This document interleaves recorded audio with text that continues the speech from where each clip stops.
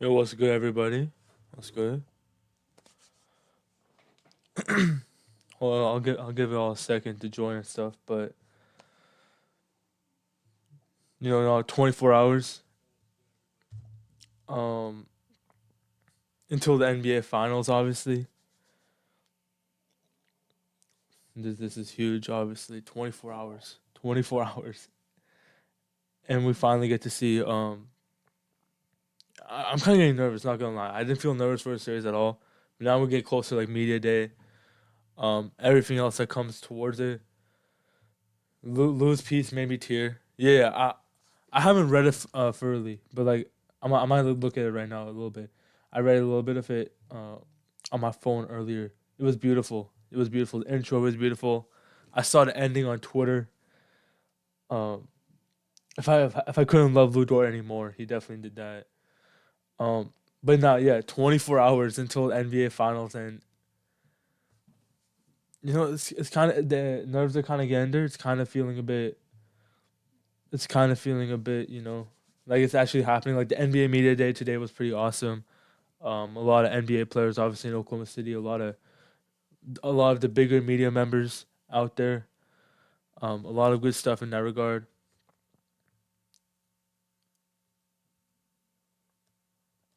Hold up.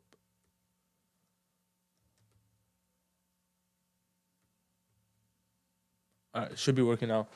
Um, Maybe calm honestly that they're not gonna go down without a fight. Yeah, no, the Lou Dort piece like made me so much more confident in the finals. Like, what's up, Will? I don't know. Is this stream working? Like, it shows here that's not working, but I don't know if that's right or not. Anyways, yo, what's up, B? I guess it is working then. Um, but yeah, no, it did make me calm a lot. I mean, it was just thoroughly beautiful. I had a lot of stories. The ones with Shea, the ones about like story about becoming a two-way player, right? Being undrafted. Like I kind of forget that. It's been so long. Like we kind of don't even mention it anymore. Like it's an afterthought when you think about Ludor, that he grew up an undrafted player. And he wasn't like a traditional undrafted player. He was expected to go pretty high. I remember when the draft board happened. When the Thunder were picking at 22, 23, there was actually rumors that they could pick Lou Dort in the first round.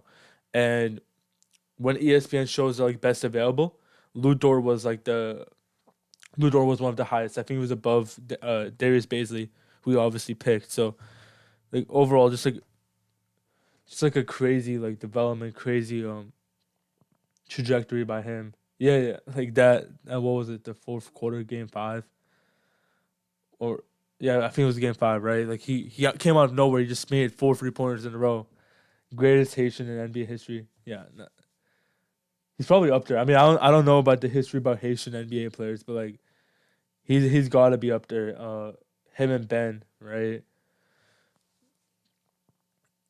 It is so crazy, like how close. Like Lou mentioned in his story, like I can probably try bringing it up right now. Like um, he was talking about like how he's played with so many of these players like before the NBA. Like he knew Shea from Toronto. He knew Joe and I Jay Will or someone else from like playing in AAU circuits. Like all these crazy things, and they all came together. Like for Lou and everyone, like such a small world. Again, just a beautiful story, but like that's besides the point. Obviously, here to talk about the finals, but those frees saved the day. I don't see any other way. The offense was really dry in the third quarter, and then Shea obviously like finished it off. Shea started to get going to end that third quarter. He started to finally find his groove, find something to get going. Shea played Numhard since 9 years. Yeah, yeah, because like they all grew up in like the same area. Dor grew up more in Montreal, like but Shea, Nemhard, and I believe Jamal Murray, like they all grew up like in a very similar area, which is kind of again kind of crazy, like considering where they are now. No, I was really thinking about that, like legend stuff aside, like just like calling him calling him that aside, like if the Thunder do eventually like win it all, like I just don't know how many players will be retired from this team, because we love each player so much. I'm trying to say, like teams win championships, right, all the time. That doesn't mean to retire every single player on the roster. That's not how it works, or every single player who contributed, right? But like, I feel like there's like the Thunder, like Oklahoma City has like a special connection with like every single player. Like Dort obviously, right? J-Dub, Chen, Shea probably are gonna make it long term, right? Just off of like talent stuff like that. But like guys like Dort, guys like Caruso, like that's just crazy to think about.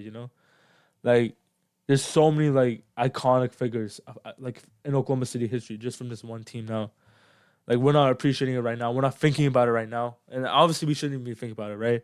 We shouldn't even think about it until like at least like the until hopefully they win the championship, right?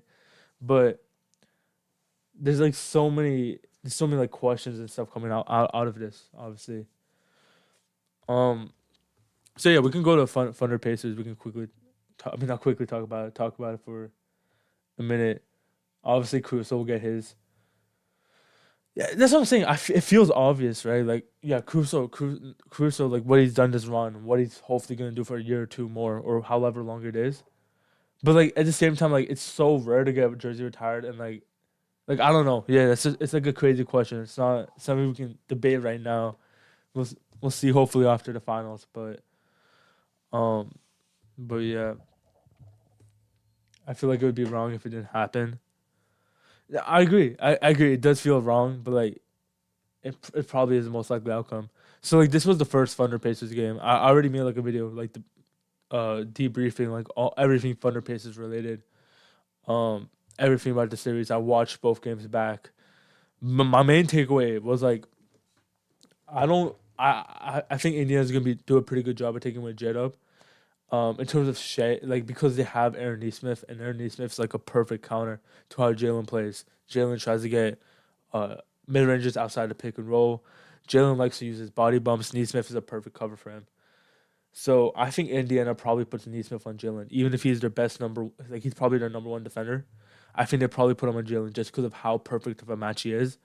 And then with Shea, you just try to play team defense and contain him to your best degree, putting them hard on him initially. But like Neesmith and Jalen, I feel like that's a. I was just looking back the clips. He really struggled trying to score Neesmith in all of these clips in both of these games that he played, especially the first game, So again, we'll see what primary matchups they want to do. Nemhard guarded Shea for. Neesmith guarded Jalen in the second game. My bad. Uh, guarded Jalen in the second game really well. This game he didn't play. Neesmith didn't play in this game, but yeah, I'll be really interested to see how Indiana starts because Neymar is obviously one of the top two defenders, obviously perimeter guys. But it's gonna be really tough to put like guy who's a little smaller, who's a little smaller than Shea. Shea can like back him down in the post a little bit. Neesmith, I told y'all, nah, he's crazy, man. Like, I he's a crazy shooter. He's a crazy screen navigator. Like, yeah, Nemhard's really physical. Nemhard's really tough. He's a really good, um, just a really good guy. Like a really good, physical. Like he doesn't foul much.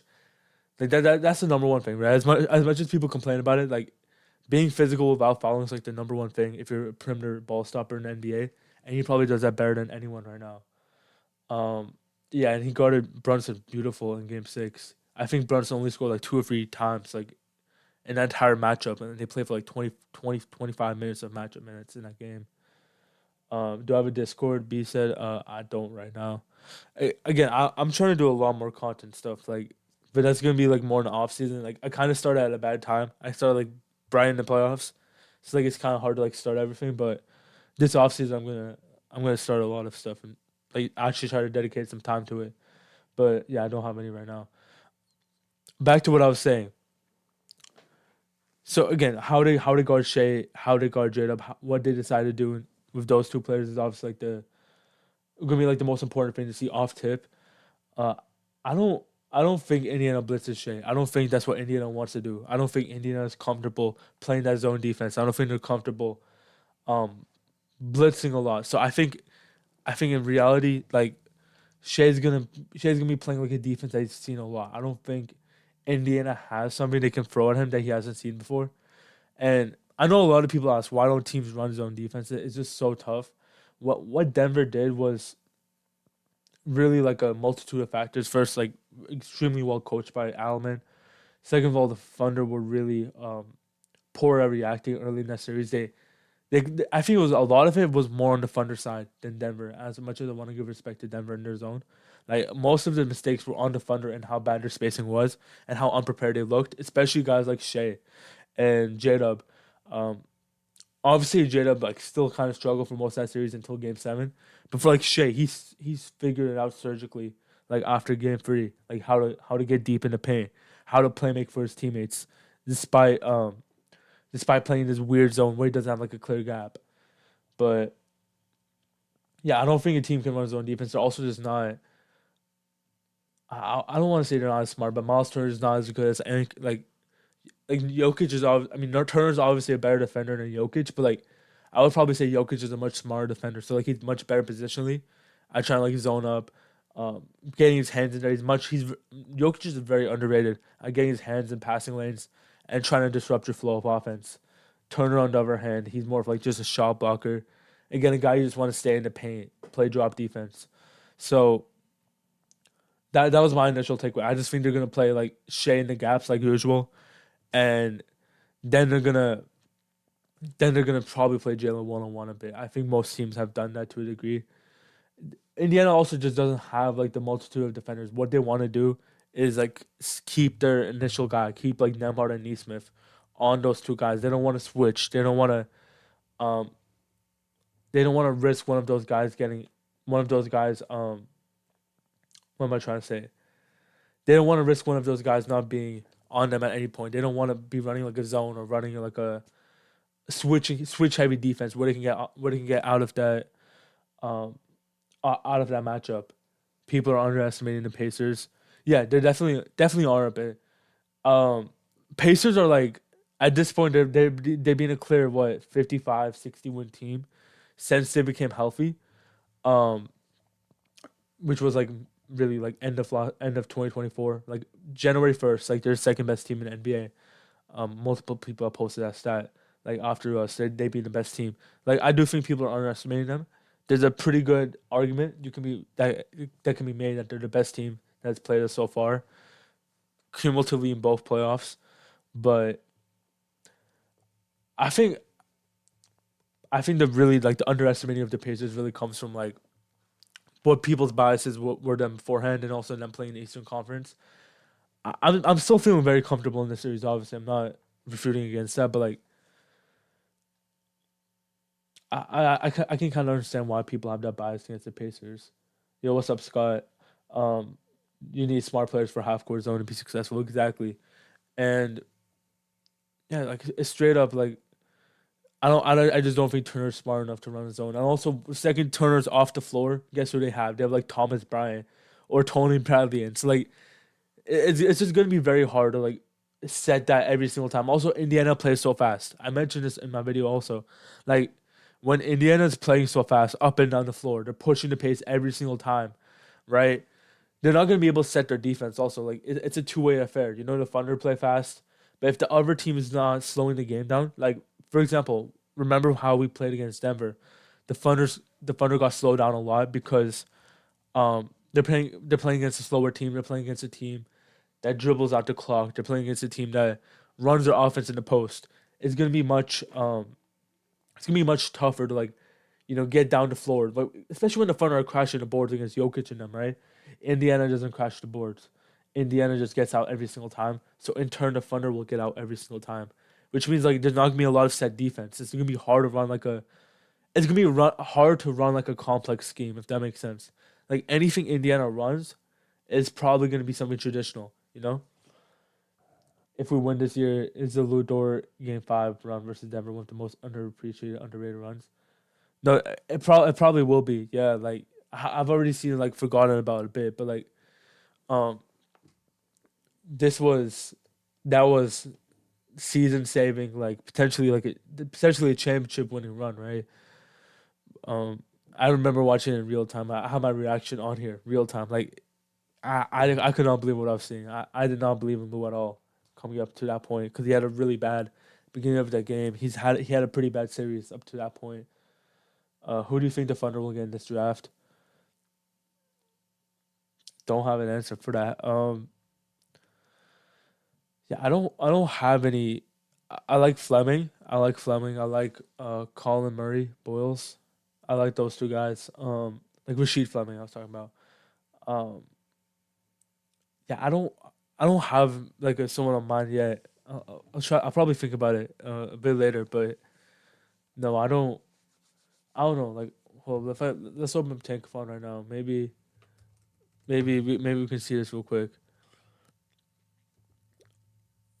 I'm probably gonna make some draft videos. All by the way, like even if during the finals, maybe if it goes a little longer, because like I want to give myself like at least a week. Yeah, I love Colin Murray Boyles. Colin Murray Boyles is awesome. Like, great defensive guy. I think he's an underrated athlete. I think that just no matter what, he's gonna find a way to produce in the league. Like he's such a small player. He's not a small player. He's such a smart player. He's like one of those players you just expect to figure it out. He's also pretty young. Like, he just turned 20, so I'm probably not going to any games, sadly. But I'll be out there for the parade. Like I've said before. Um, I keep forgetting the Thunder don't have a lottery pick. Why do I keep forgetting that? Um, I don't know why in my mind I had them like at number 11 or 12. I don't think Jace Richardson's gonna fall that much. I'm trying to think. Like, I think a guy Asa Newell. I think Asa Newell is probably like a guy I could see the Thunder target. Derek Queen, no, no. I think they would. I think Presley would 100% love Noah. Um, that's definitely his like archetype of player. Like younger wings who produce. I would be shocked if he goes to 11. I think he would probably. I think a team like Brooklyn will probably like pick him up or try to like swing for him. Honestly, um, Washington. Yo, what's up, Cortland?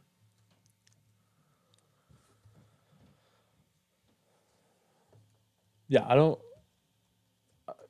There's been some rumors that the Chicago Bulls might be going for Igor. That would be crazy. It would be such a weird fit with Giddy. I couldn't see that, but yeah, I don't really know. I'll have to think about the draft later. How many games do you think it's going? I predicted 5 to 6 games. If I had to like, I think like almost everyone, like when they're asked about this, is like saying Thunder in five. I don't really want to be a contrarian. Like, I honestly probably just believe it's probably gonna go 5 games. That's what like really that's really what like everything is like indicating towards.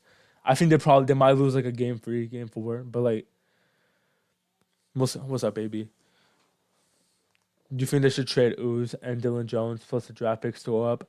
I don't think those will have value, but like I do think they should trade Uzman and probably Dylan, just to save some salary. Like, probably like, I mean, if you can try to, we'll have to see. Like, the Thunder can still like upgrade on some of their bench guys like Wiggins or Joe. So that's gonna be a question this offseason. I don't think they'll have much value in their draft though, especially Ooze. But draft pick wise, 100%. I if I'm trying to think right now, like, we can have a quick conversation on the draft. I'll talk about it more later. Like, if the Thunder need anything going forward, it's probably gonna be like another long term big option, because Isaiah Hartenstein is probably not gonna be a guy that the Thunder are gonna be able to afford past like this year or two, right? Whenever his contract is finished, it's gonna be really hard to retain him. So probably you want to bet on like a big or like someone in the front court. Um, you already have a guard coming in next year, right? Nikola Topic. So like, and you also got AJ Mitchell in the second round. So like, you already have like two young guard prospects. So it'd be kind of hard to like draft another ball handler. So I don't think they would go for someone like Jace Richardson or well, I'm trying to think of his name, Ben Serif. Like, those are some guys like that are usually mocked to the Thunder because they're like ball handlers. I don't think they would go for one. But at the same time, Presley's been really weird in this. Like, he doesn't really like look at fit at all. Like, he just drafts whoever he thinks is best available every single time. So like, it could really be anyone. But the Thunder did take in Danny Wolf the other day. I would be shocked. He just doesn't seem like a player the Thunder would like, especially like, I think he's a pretty older prospect, right? He's a junior. Yeah, I would be shocked if I would be shocked. Yeah. No, I don't really care much about the draft, but I'll just answer a few questions. Yeah, Jay's too small, man. Yeah, yeah. I'm totally against small players right now, especially what we've seen in the playoffs. Like, small players are being attacked so much. Like, we saw Jalen Brunson get played off the floor. Jalen Brunson, like one of the five, six best offensive players in the league, played off the floor because like he was so small. So like, yeah, I'm not really looking at that. Um, yeah, let's talk about the finals. So I said earlier, I don't think this is gonna be a great Jalen series, but like again, like this that was a regular season. That's something like that's gonna change so much on matchups. He's also a much better player than he was a few months ago, but it really depends. If they put Neymar on him, I could see Jalen. I mean Jalen Williams doing a much better job, but I just think they're probably gonna put Neesmith. I think Indiana's probably like noticed that Neesmith can probably completely take him out the game. Um, can't wait until tomorrow. Yeah, me neither, man. It's just like so many crazy things. Like the games in Oklahoma City, like being so long, like 12, 13 years, first game of the Shea era. Like they should bring back the Larry O'Brien middle of court. I don't understand why they removed it. That's probably my biggest gripe with the NBA right now. Like I understand you have to do advertising because that's how they get money, and that's how these TV deals are made, right? You get a lot of advertising money, you get the YouTube logos. I'm fine with that, but like, what are you taking away from? I mean, what is not even like a huge one, right? Like that you did in 2008, like a little smaller finals logo in the middle. Like, what is that taking away? I don't really. I'll really never be able to explain that one. Yeah, the presentation is so bad. It's so bad. What's good is like there's gonna be new media partners soon, NBC and Amazon, and I have some hope they'll do a better job. But like at this point, so much of it's just a league at this point, you know. But ESPN as a whole is just awful. I don't know if you guys saw, but Doris Burke is not gonna be on the number one. It's not gonna be on like the finals team next year. She is obviously this year, but like next year she's not gonna be there, which is great news, right? But like the fact that ESPN is literally going through like so many different like broadcast crews and like new announcers, like new scoreboards, just shows like they have no idea what they're doing. Like there's no consistency. There's no. They're just trying stuff out, man. Like I don't understand why they never stuck with Jeff Van Gundy and Mark Jackson. Like they worked together. They had longevity. There was nothing really stopping them. Like just dumb moves by ESPN, and it just ruins the presentation. That's it. Like it's not that big of a deal, but like you're just taking away like from the game and from like what people want to appreciate. Gave the court so much aura. Yeah, we need Isaiah Joe consistency in the series. Yeah, no. So I'll be interested with the Joe and Wiggins stuff because I said it.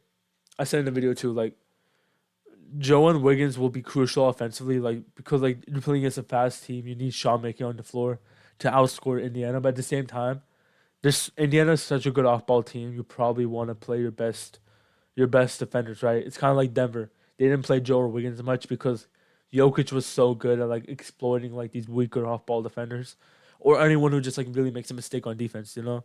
And I don't even think Joe and Wiggins are that bad. Like they're not liability bad, but they're probably like slight negatives or like they're definitely like the worst defenders like in a rotation, right?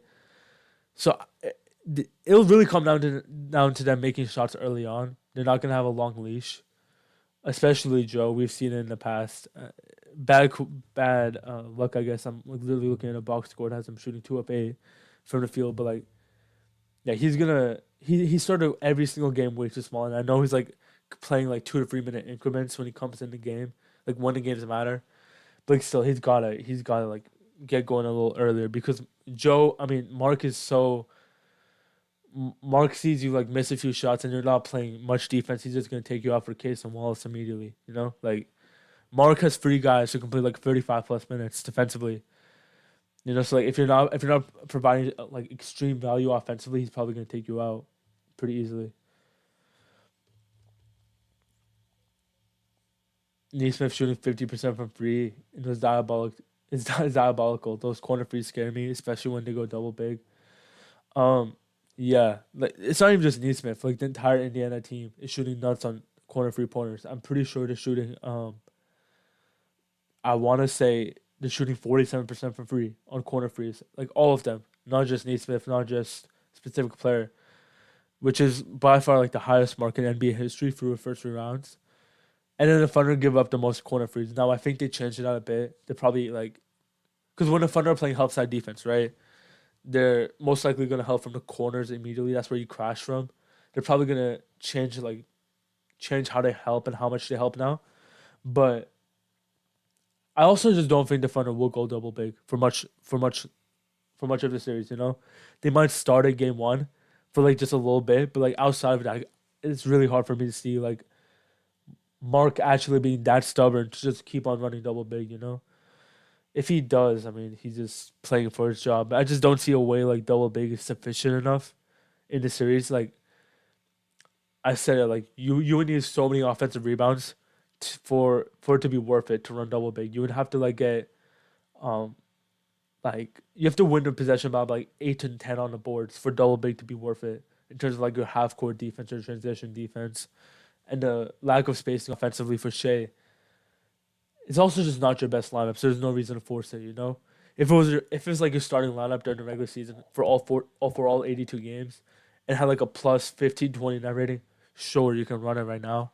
But like it's proven just to be like a relative to the team, it's a mediocre lineup. You know, not not not relative to the league. It's still a very elite lineup. It's like a one of the best lineups in the league. But for the Thunder, it's pretty mediocre.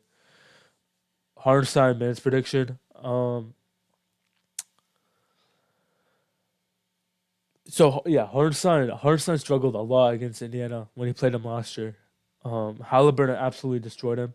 Anytime he got switches, he bombed a 3 pointer, step back 3 pointer, and then Miles Turner was like destroying him. Um, like Isaiah Hartenstein's just not fast enough to like cover all the ground that Indiana forces you to cover defensively. I mean offensively. So yeah, I want to say like 18 to 20 minutes. That would be my ideal amount because like I want Chet playing at least like 34, 35. Hardenstein plays like all of those minutes where he's not on the floor. Then a few more on top of that. You can also run a small ball. So like there's a chance like Hardenstein himself like he didn't get played off the floor against Minnesota, but like Mark kind of just like took him out the series. You know what I'm trying to say? Like he still played some pretty decent amount of minutes, but like he didn't play many important minutes. Like the Thunder just went small or Chet at the five during the important minutes in the Thunder Wolf series. Do you think Mark should start Hardenstein for consistency, confidence, and sub the first time out? Yeah, I mean, yeah, you can start him. You can start him for the first game. Like, I don't think starters matter that much. Like, I think it's probably just easier. It probably is just easier. Like, you know, just keep starting him. But as long as you just have to take him out early on, most likely, you know. Um, First 2 to 3 minutes. Yeah, Mark staggered his minutes with Chet. He barely played many minutes with Chet. Outside of the starting few minutes in game four and game five, if I'm correct. So I think Mark's aware. I don't think it's like a giddy thing, right? Where Mark was completely unaware, like not unaware, but like he wasn't really like showing that like constraint against Giddy, right? Like he just let Giddy like play for his weakness for most of that season until like the end, and then the postseason, right? I don't think it's that. I think I think him and Hardenstein have a very like good understanding. Hardenstein signed here knowing that he was probably not guaranteed a starting role or a big role. The fact that he's even playing like a lot of minutes on the finals team, probably um, he's probably not mad at anything. If we win the chip, is Ludort? Yeah, yeah, Matthew. Yep, 100%. Like one more, just a crazy moment, you know. Loki want to see a bit of Kenny Hustle. Yeah, I said it earlier. Like any small ball lineup, I'm really excited to see. And they've also tried Jalen at the five. That's like a new thing. They've started putting Jada. Not new thing. They did it when Chet and Hardenstein was out, but like since then, they haven't really tried Jada up at the five. They've started to try it, and it's like Loki like looks pretty solid. Jada is just like one of the craziest defenders I've ever watched. Like he might be like a top 7, 8 defender in the world right now. He gets his hands everywhere, super smart. He covers so much ground. He's super strong, so he can guard multiple positions. He can guard in the post a bit. Um, he's not he doesn't lack agility. He doesn't lack much agility, so he can still like stay in front of guards. Just he, I love him at the five for that reason. Like you can kind of just switch everything. Him and Caruso, Jada plus Caruso in lineups might be the funnest thing to watch in basketball. Like almost every other player, getting like they're blowing up a play or they're like getting a deflection, they're getting their hands in there. Like it's absurd to watch in real time. Honestly, that deserves a video. That's an off season video. Jalen Williams defense, 100%. Um, apart from the shooting, the only thing that scares me is Rick. Always have respect. Any adjustment? No, Rick Carlisle is monster coach, man, monster. Like his postseason resume is insane. Like I think almost every single year, almost not every. We know there's a few exceptions, but like almost every single year he's rose to the occasion in the playoffs. Like his team has become better in the playoffs compared to regular season, according to like almost any metric you can look. Um, he's obviously like coaching like historic level playoff offense, historic level regular season offense last year. Like probably the best coach the Thunder have played. Like Jason Kidd coached a really good series. Um, last year, really good defensive series, but like Rick is Rick is on another level offensively, and this is why I again like someone mentioned it way earlier, but like we're probably underestimating that for that reason because like a team that's played this many games together, that's played that many playoff series together, they're not gonna just like they're not gonna die down to the Thunder's defensive pressure. You know, they're gonna have adjustments. They're gonna fight back. You know, like there are some teams like the Wolves for the most part, outside of like game three, they kind of just control for most of that series because they didn't really have the personnel. They didn't really have that second adjustment. They only had that initial one. Rick is gonna keep adjusting with you all game long, not just throughout the series. He's gonna keep adjusting, going back and forth. It's gonna be a chess match between him and Mark. Like if Mark is the best defensive coach in the NBA right now, Rick has every right to be the best offensive. Like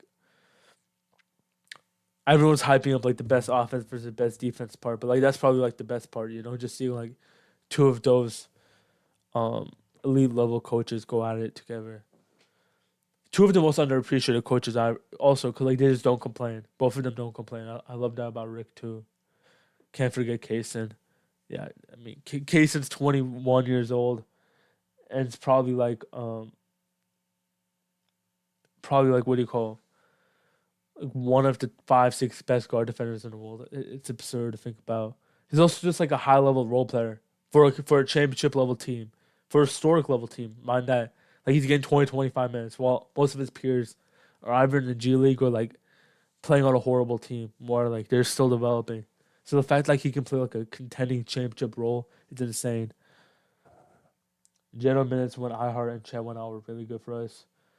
Crazy how Marks keeps going back at it. Yeah, yeah, for sure. Yeah. Yeah, that was a big thing in the Wolf series. That kind of like gave them like a little run. I think they really struggle in those J-Dub hard minutes earlier in the season. Or, sorry, earlier in the series, which is why Hartenstein's minutes were so bad. So he went away from it completely. Like I'm saying, like almost everything we're talking about, Mark has been very willing. Like once something goes bad, he's not trying to force it. He's been very willing to like learn from his mistakes and adjust from that in terms of rotations and lineups. Jay Will didn't play like a minute that series after I want to say he played game three for the first time, right? He played real minutes in game three, and Mark didn't even put him back out there. He just played small for the rest of the time. Like Mark will try every single thing, but like he will never be. He's very quick to adjust off of it compared to last year. I think last year was much more stubborn. He was also at the end of the day, like we can say like the team is developing, but so is Mark, right? Mark, this is Mark's second time in this type of setting, first time this deep. He has the same amount of experience as guys like I'm trying to think like Aaron Wiggins or someone like he's in year 4, year 5. Like he like Mark is pretty raw too. Like he's developing on the fly too, which is a scary part, you know, like in a good way. Like the fact that you have like a first time head coach leading like this level of team is pretty absurd. Like it's only gonna go up from there in terms of like schematic decisions, coaching, stuff like that. This game I'm showing right now, by the way, it's like the game where Shea just went crazy in the clutch, 45. Fourth quarter he does like a bunch of dagger 3 pointers. He doesn't really shoot those pull up threes anymore, but like the main thing again, like he just keeps working the baselines. Like we can look at the clips right now if we want, just because like no one's asking a question right now. But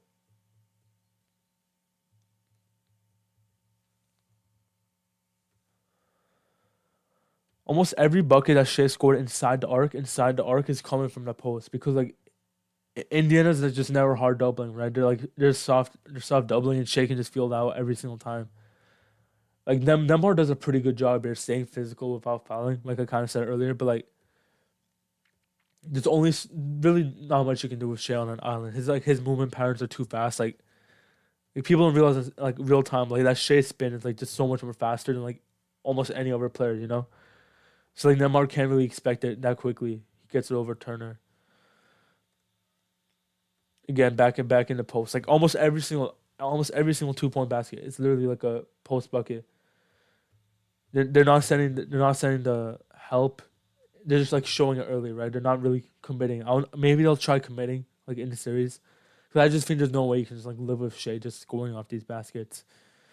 Um, like I guess like the only argument like for it is like you get to slow down the Thunder offense. You force them into a bunch of mid range shots, but like this is kind of Shea's bread and butter, you know. Like he's pretty comfortable shooting these type of shots.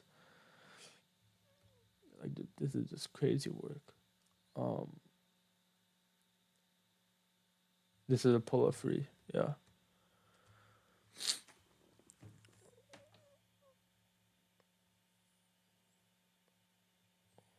Thoughts on Nick's double big being effective against Indiana? Um, yeah, I talked about that. I think effective is being a little looser. You know, it had its benefits, but like it wasn't completely like the right strategy if that makes sense. So I looked back on like the minutes when making my video, and I understand why people say that. But like first of all, Isaiah Hartenstein is not Mitchell Robinson in terms of offensive rebounding, and Hartenstein is probably like a top five offensive rebounder. But Mitchell Robinson has just been a huge outlier since he came back. Like he's been by far number one. So that's one thing. Um, second of all, second of all, I don't know if it completely worked. Like it helped when the game slowed down. When the game slowed down, New York had the advantage, right? But the thing is, like so many times, Mitchell Robinson or Cat could not get back on defense in time, and Indiana just got like an advantage in transition. Like it was a two-way affair. I think New York looked equally as good when they had neither big on the floor and they just ran small. You know, like it's kind of like at that point you're playing catch up to Indiana, right? Because you're already giving them an advantage of like, letting them score in transition at a high level. You're already giving them that advantage. You're already like playing into what they want, and now you have to like compensate it with a lot of offensive rebounds. Mitchell Robinson making free throws, like I think it's an interesting question. I think that's why you can try it, Joseph. Right? I think that's why you try it. I think that's why there's a chance it works in terms of double big. That's why it's like not inconceivable that this lineup actually has an impact. But like more likely than not, you're just letting Indiana like stay in the game. You're letting Indiana um do what they do best. You know. I will say I do think Chen Hearts are much better at getting back and like they're not horrible transition defenders, but still like just having two bigs on the floor gives you a lot of issues like in terms of those type of stuff.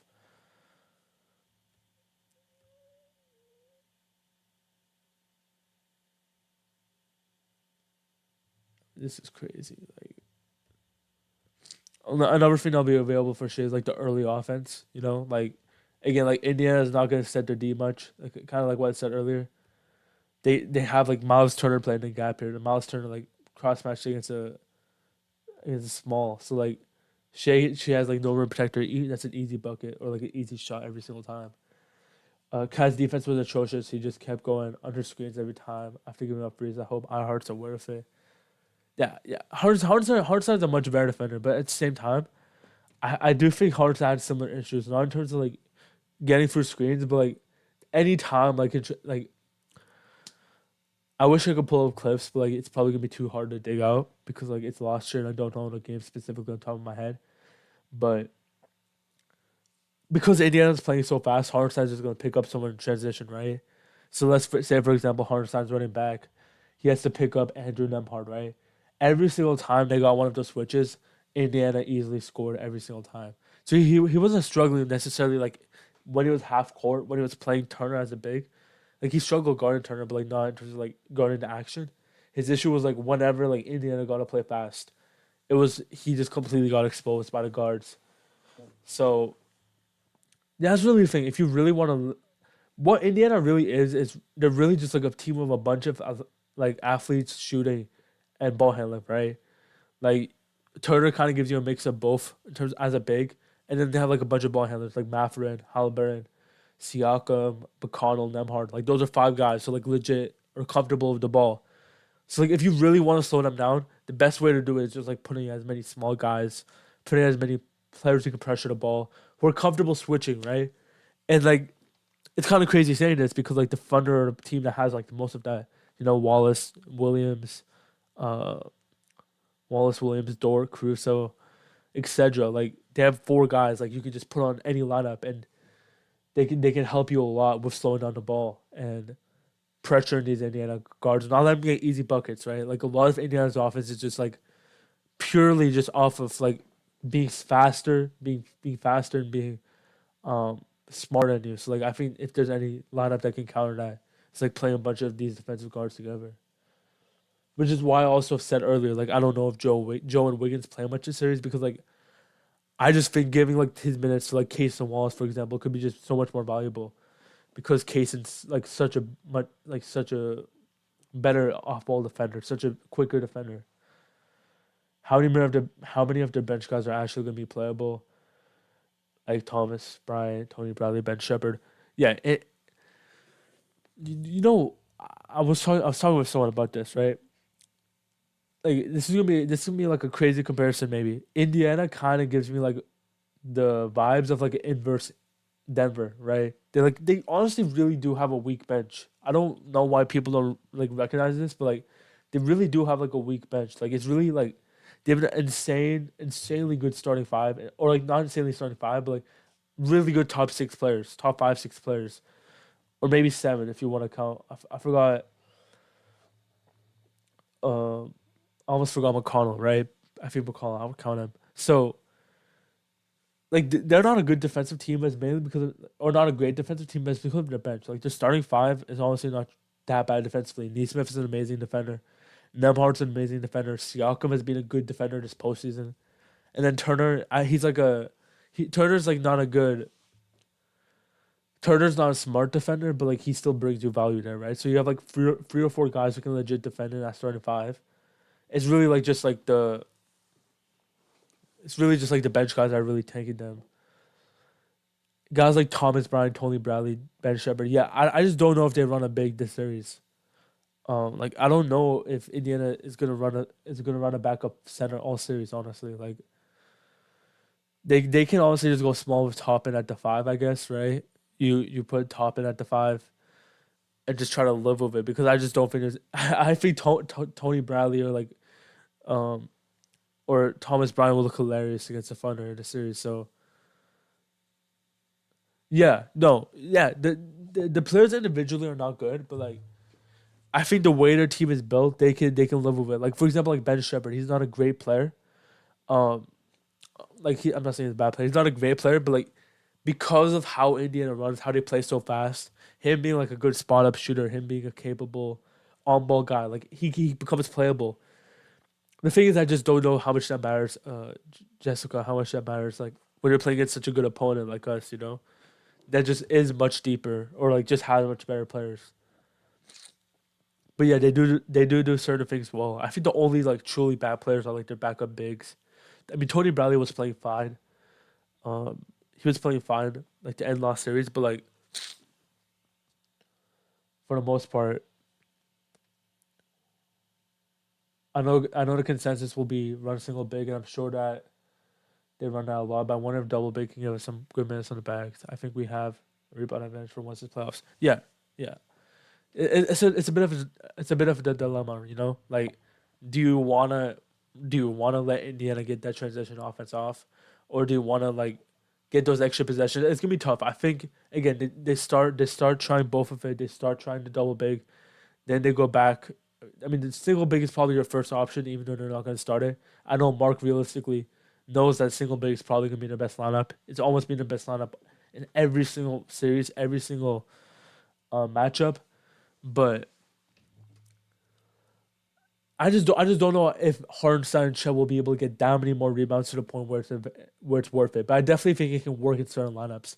Like I think running Hardenstein and Chet in the non-Shea minutes, for example, can definitely um can definitely do some good stuff.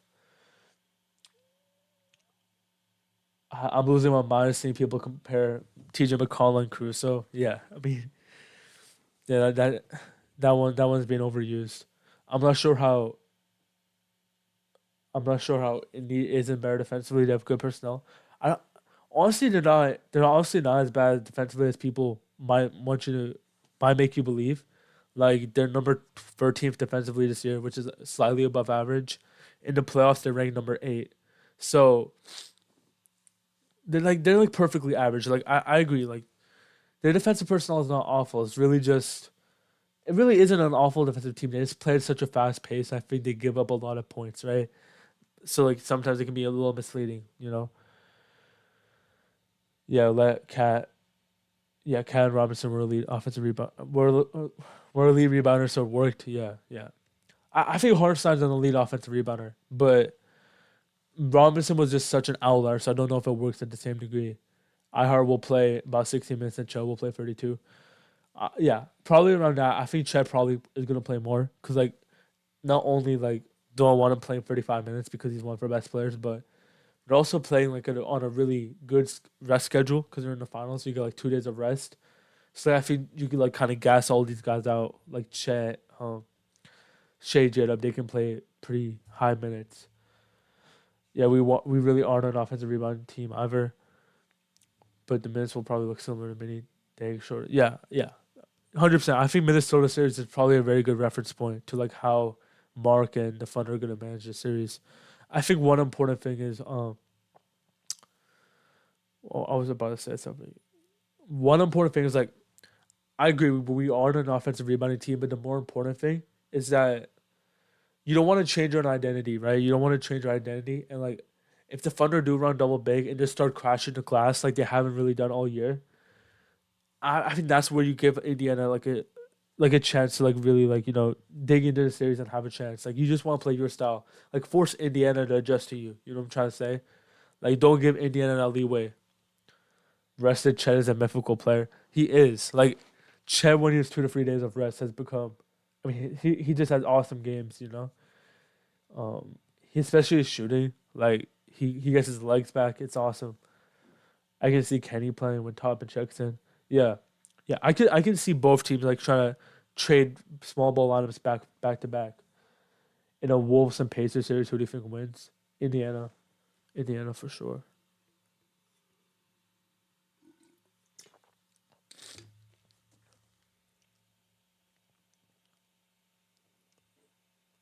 But yeah, I really do think the rest schedule is gonna be really good for Chet. But like both teams are very well rested. Obviously, like they both finished their series pretty quickly. Well, Indiana finished sixth, but like I think they both have like almost a week of rest going into the series, and now they're gonna have like 2 3 days breaks in between. If that was important in the Wolf series, Mark forced Finch to adjust, but Denver was the other way around. 100%, yeah. Every single time you go in a playoff series, especially when you literally are the better team, right? Like objectively the better team, you always want to be the aggressor in terms of like run what you want to do until the other team forces you not to. Like Mark kind of catered to what Denver was trying to do, and that's how our offense got messed up. That's how the game stayed close. Like just run a single big lineup. If you can really figure that out, right? If somebody's just not up, then obviously use like the double big lineup, as like an X factor or something like that.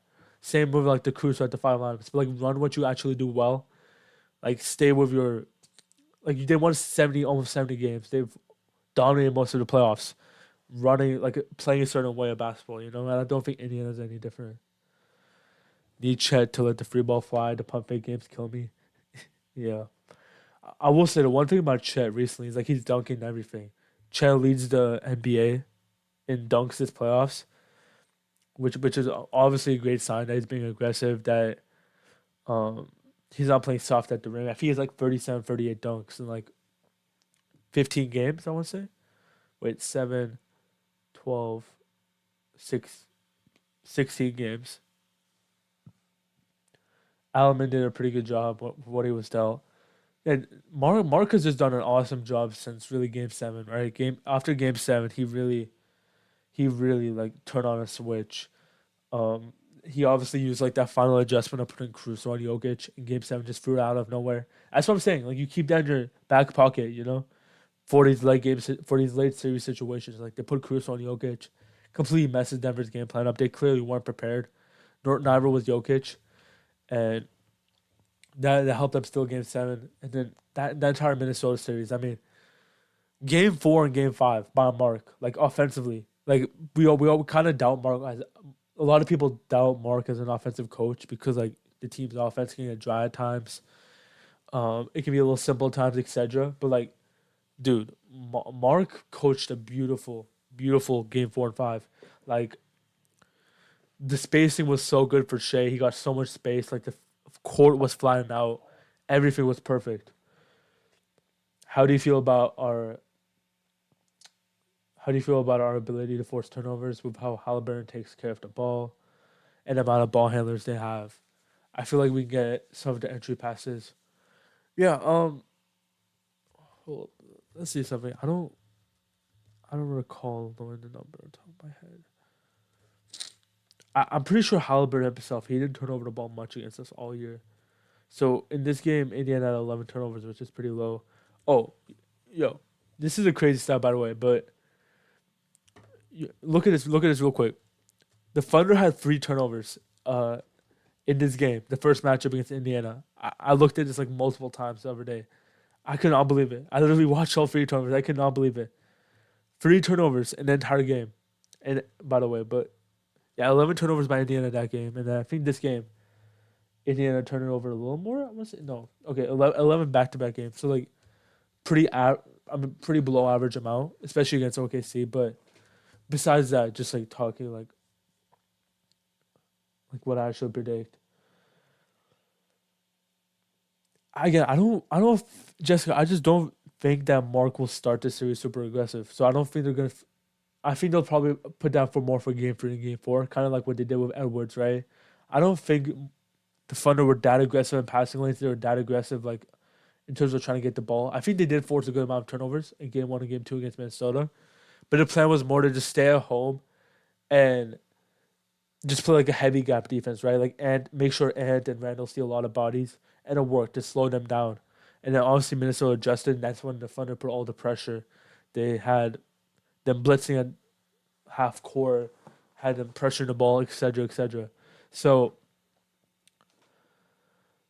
especially against Halliburton, especially against a guy who doesn't make mistakes, I think the best bet is probably like again, don't be too aggressive. I honestly just don't think they're gonna force many turnovers. I'm gonna be real with you, at least early in the series, because like we have samples of them playing against Halliburton in Indiana for like years now. You can go back to last year too. They didn't force many turnovers back then either. I think they lost both games last year also, but that's besides the point. Like, yeah, I definitely think this will probably be our lowest turnover series, which is probably why there's gonna be even more importance on like the offense actually thriving. Like the offense cannot be mediocre. The shooting cannot be bad this series, man. Like please, the shooting cannot be bad this series. It woke up against Minnesota, completely won them. Um, those last 2 games against Minnesota, but like please, like the shooting cannot be bad this series because I don't expect the Thunder to get a lot of easy offense. I think they're gonna slow Indiana down a lot. I think they're gonna force Halliburton to score 1-on-1 a lot. I think they'll pressure Siakam. Just thinking about it now, I think they'll pressure Siakam the most out of anyone, just because of how the way he plays. I think it's much easier to pressure a player like Siakam than Halliburton. But but yeah, I'm excited to see what they do. I've seen people say Dort isn't the best Hallie defender. I haven't watched the regular season game, and obviously you take it with a grain of salt, but his usage is insanely low for Hallie.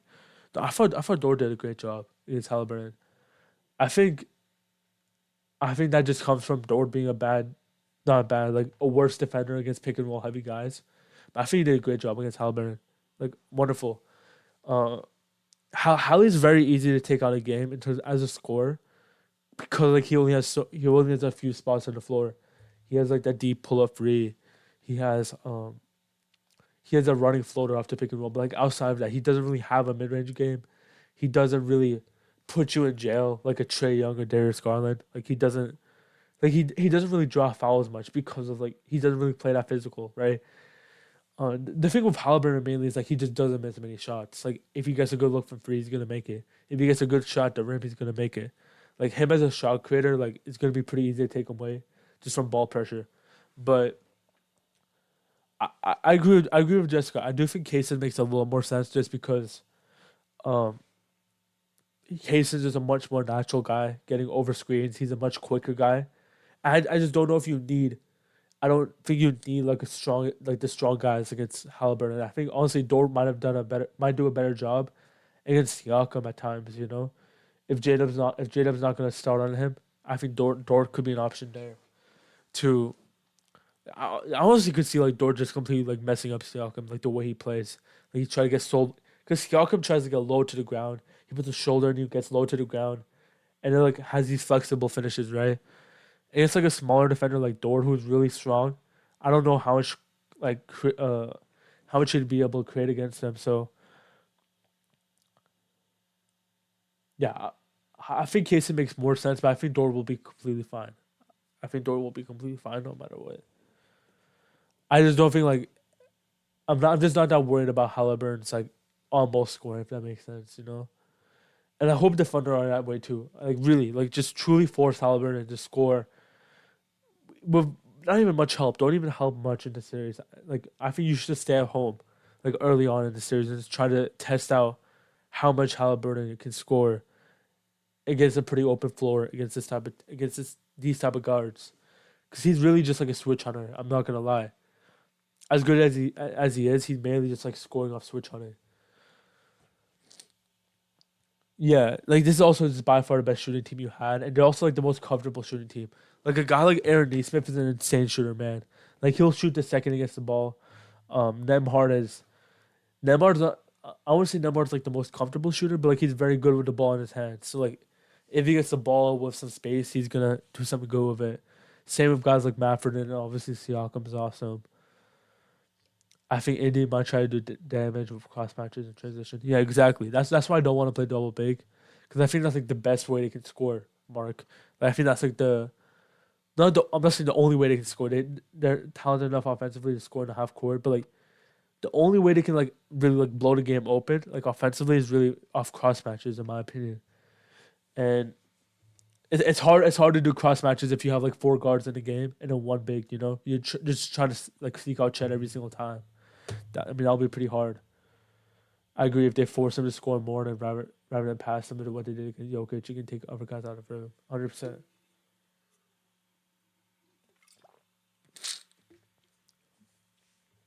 I do think we should start double big and tire our perimeter guys with our great perimeter defense. So yeah, I'm fine. I'm fine with starting double big. It's just like, is that my ideal lineup? Is that the lineup I want to close with? No, but I'm 100% fine with just and 100% will. I can assure you that right now. There's probably like negative 0% chance. I just said negative 0%, a negative chance like that. Um, they don't start getting one. You think they'll send help on Siakam or stay home on shooters? Yeah, that's a tough one. That's a tough one. That's the one I've been trying to think about for a while. Like, how aggressive is Mark going to be against a guy like Siakam? Like Siakam's a pretty good one-on-one scorer. He's also not like a top tier scorer in terms of efficiency. Um, so that's a really tough one. That's a really tough one. I think they'll start aggressive. I think they'll try to test how good of a playmaker he is.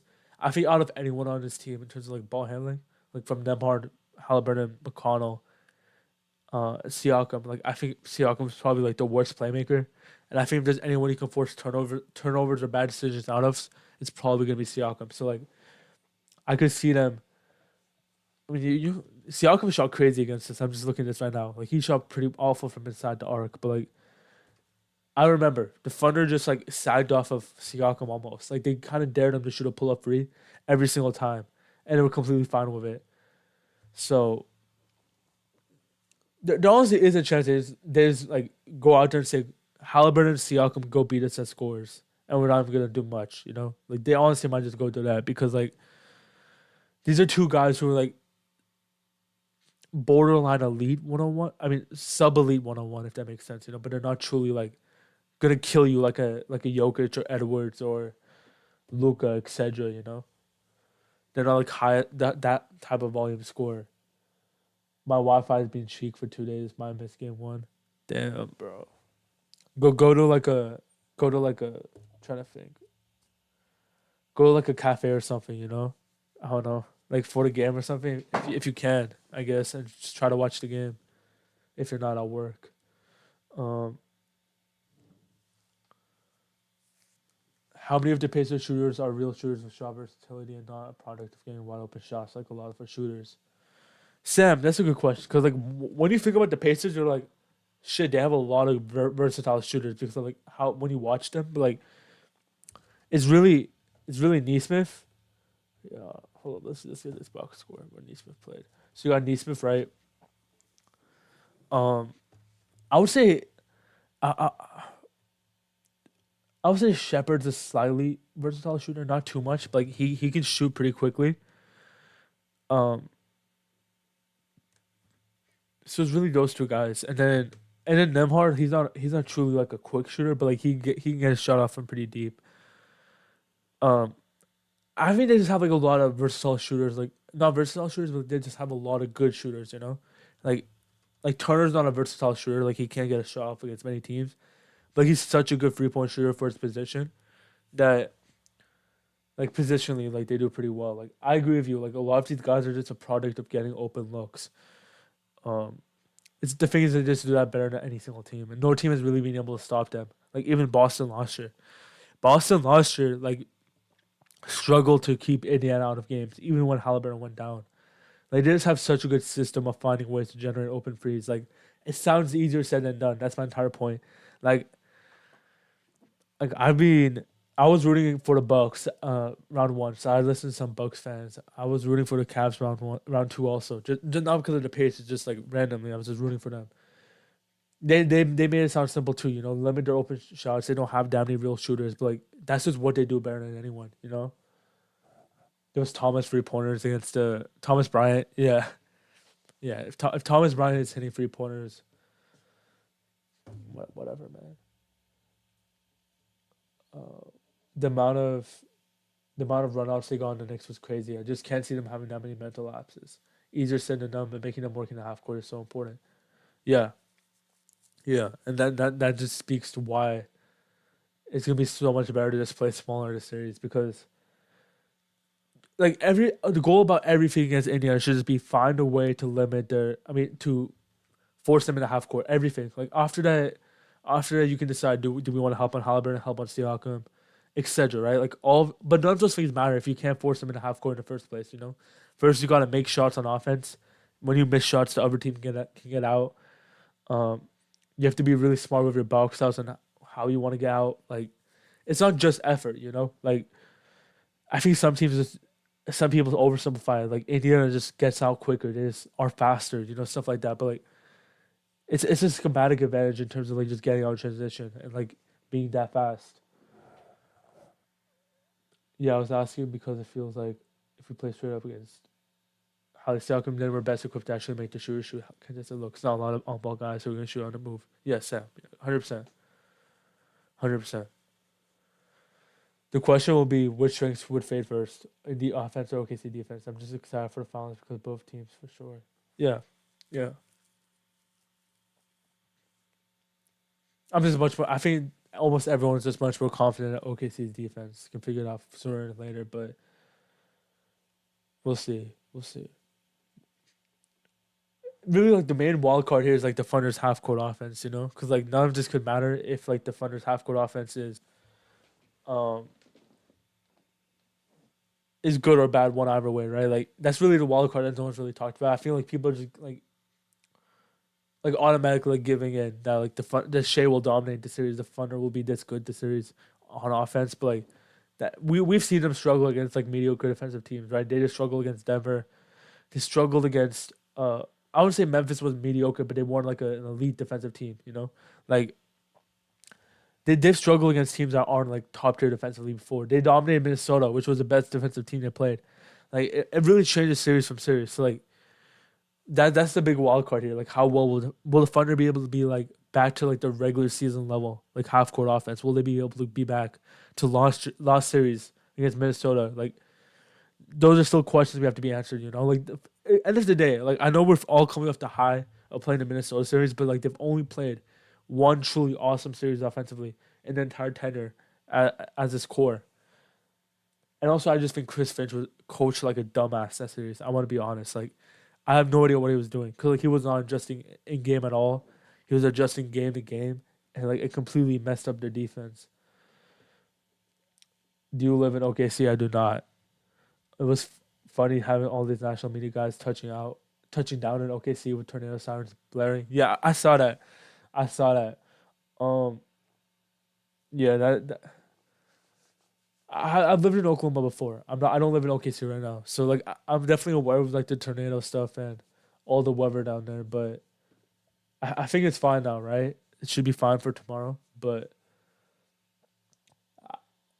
Alex on Down and Dunk made a good point that Pacers statistically get most of their transition offense from live rebounds, not steals. Yeah, yeah.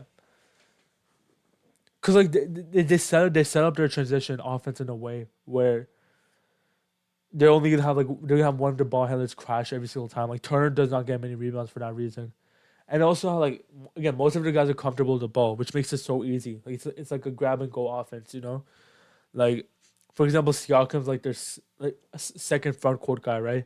But he's comfortable like leading the break in transition, and then they obviously can get the ball to guys like Halliburton. Like there's an insane transition team, man. Like I was they make it look so easy, like kind of like how the Thunder defense looks like so well oiled.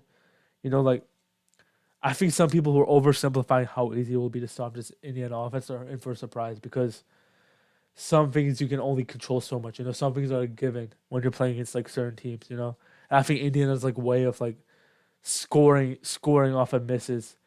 I'm not saying it's a given, but like they have like a very high floor. Like you just have to limit it.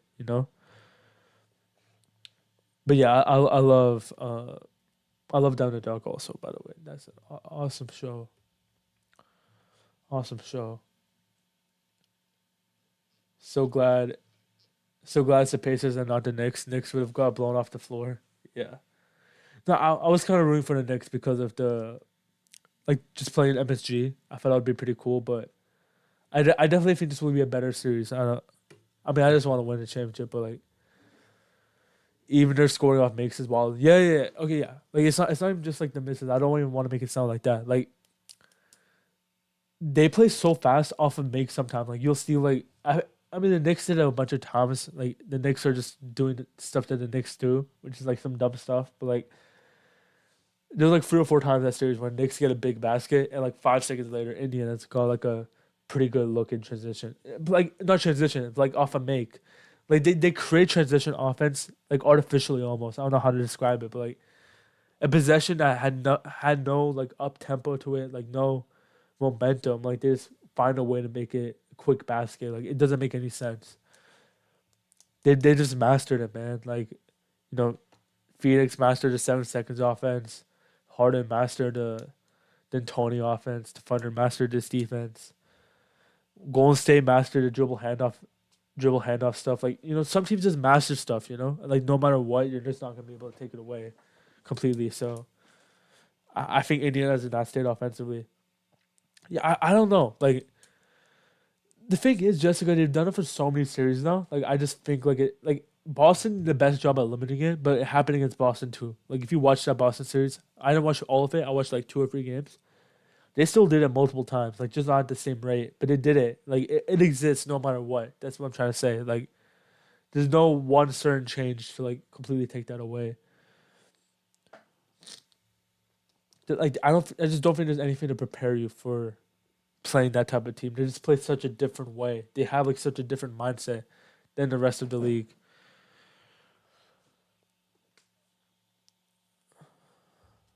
Let's see what we are talking about this earlier. I know some of you guys weren't here at the beginning, but the Lou Dort piece was awesome, man.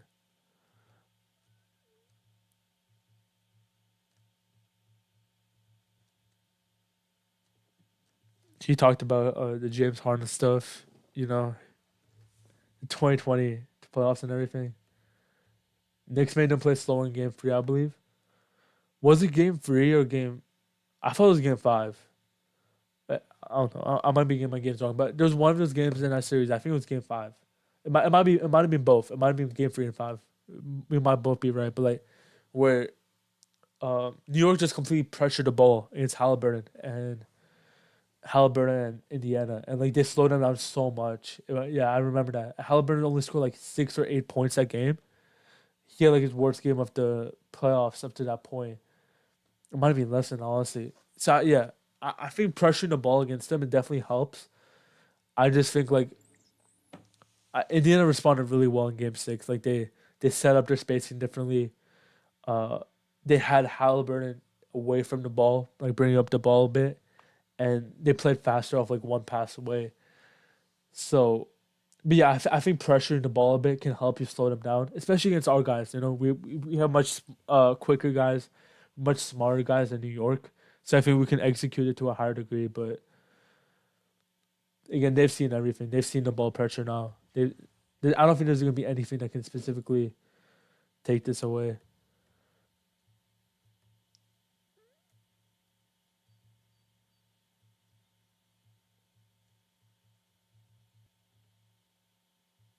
Hey, what's up? Let's go.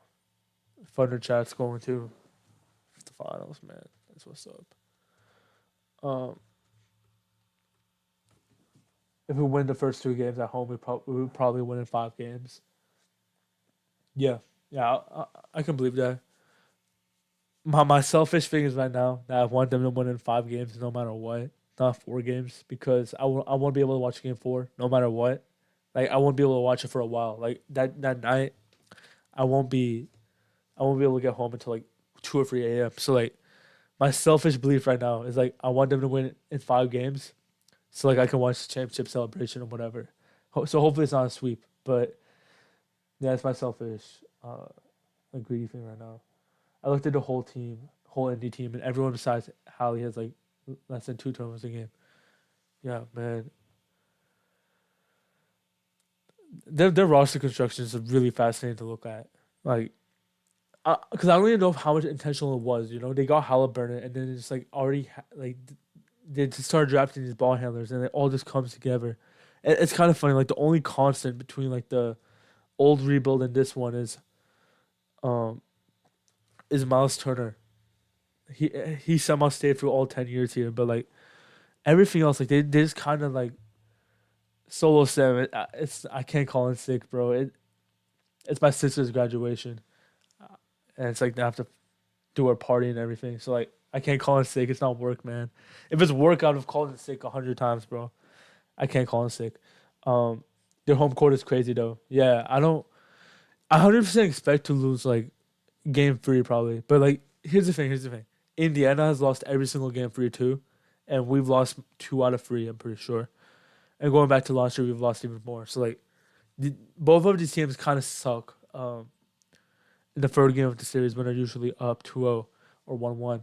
So yeah, game three is gonna be interesting. Like some things you gotta give, but I definitely think at least like I definitely think Indiana no matter what will be able to steal one of the first 4, no matter what, no matter what.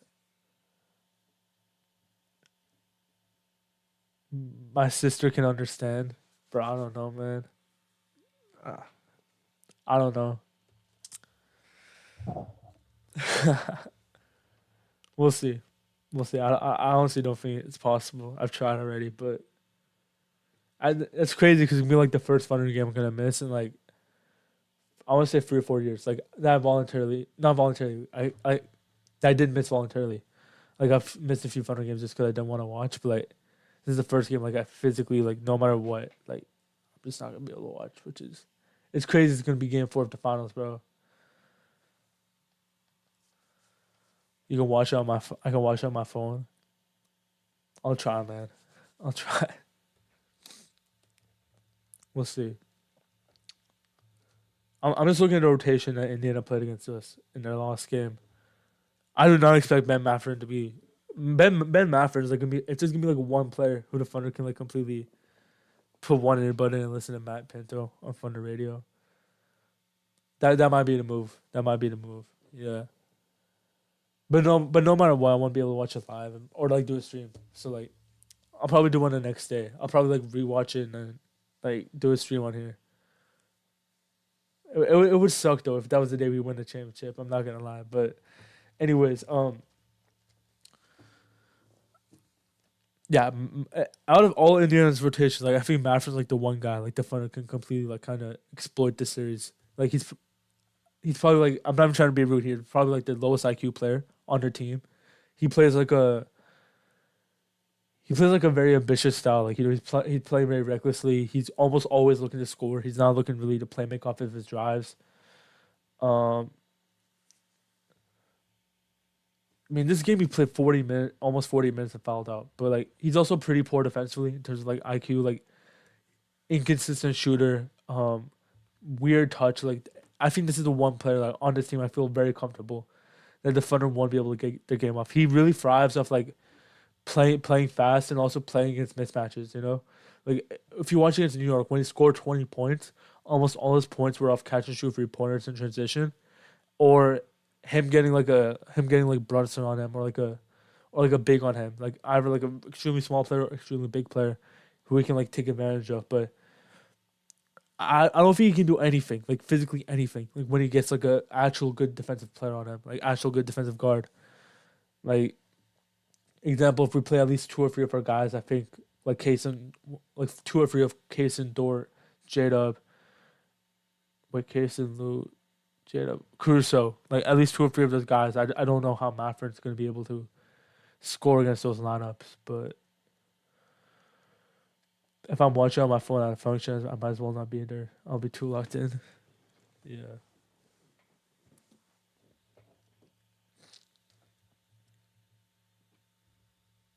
Man, I wonder how much TJ McConnell annoys Thunder fans this series. He for some reason like every single fan base that plays Indiana like immediately get disdain for TJ McConnell. I think he's just like a very annoying brand of basketball to play against. Like one that drives and kicks just as baseline mid ranges.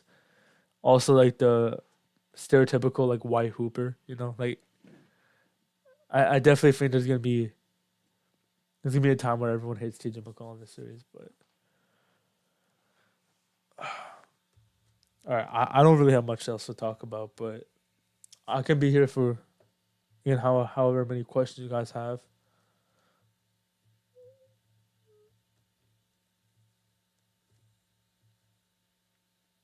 They need to run him off the baseline.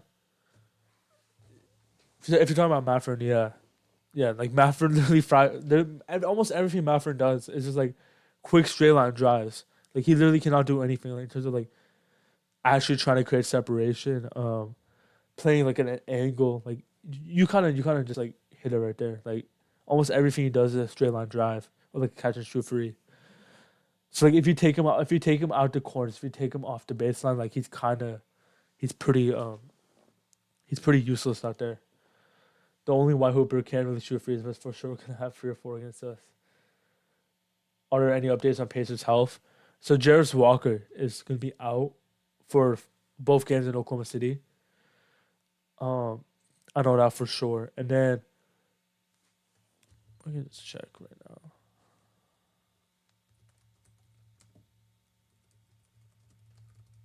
I'm pretty sure Thomas Bryant is like questionable.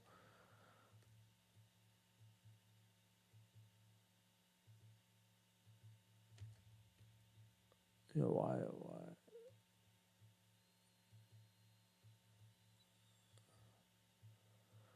I think it's just Tony Bradley who's questionable with something. I don't exactly know what he's questionable with. And then Jarris Walker is out. So like they're missing that. If Tony Bradley does miss a game, that's like that's not completely like nothing. He's probably the best backup center right now. He won the job over Thomas Bryant that next series. But again, either way, I don't think either big should be playing much against the Thunder either way. It's always a player getting their career highs against us. I can't wait to see what that is now. Man, I don't know. Obi Toppin kind of seems like a Thunder killer to me. That's my prediction. It kind of just feels like Obi Toppin, you know. I feel like he's a prototypical like thunder killer, you know. Yeah, Mark. That's the team I'm just keep looking back to. Like Boston. Boston's like the one comparable team to us. Like I don't they're not as good as the defense as us, but like there's at least so much similar. And Indiana passed the test. Like they did good enough. Like they obviously lost the series, but like they were able to create open looks even without Halliburton. So like that's what I'm saying. Like I think Indiana, no matter what, will have an offensive floor. I don't think you're gonna be able to like shut them out of games like you did with Minnesota in those first two games, right? Where or game seven against Denver or whatever those few games against Denver where the offense completely went away. I just don't think that's gonna happen with Indiana. I think no matter what, they're gonna be able to like get a decent amount of shots up. I just you just really have to like limit the offensive explosions and them being able to like win enough games. That's why I still think they're gonna be able to get a game or two because like eventually this Thunder offense is probably gonna have a game where a bad shooting catches up with them. How are my Joe stocks right now? I hope he can be an X factor for once this playoffs. They're pretty low right now. I've been a Joe guy obviously for a while. I mean I've been advocating for him for a while, but admittedly, like he was pretty bad in that Minnesota series, and unless outside of garbage time. So like it's kind of hard for me to put much stock into him right now. But damn, he went crazy in this game. So, I'm just looking right now. He went crazy. 7 of 9, 5 of 7 from free. Him and Lou went crazy. Oh my god, 6 of 7. But yeah, the Joe stuff. I'm just. He's gonna have a short leash, man. He's gonna have a short leash. Same thing for all the defensive guys. They're not gonna have long leashes. So like, he really just gotta come in those 2 to 3 minute spurts and start hitting shots immediately. Indiana had scoring shots that like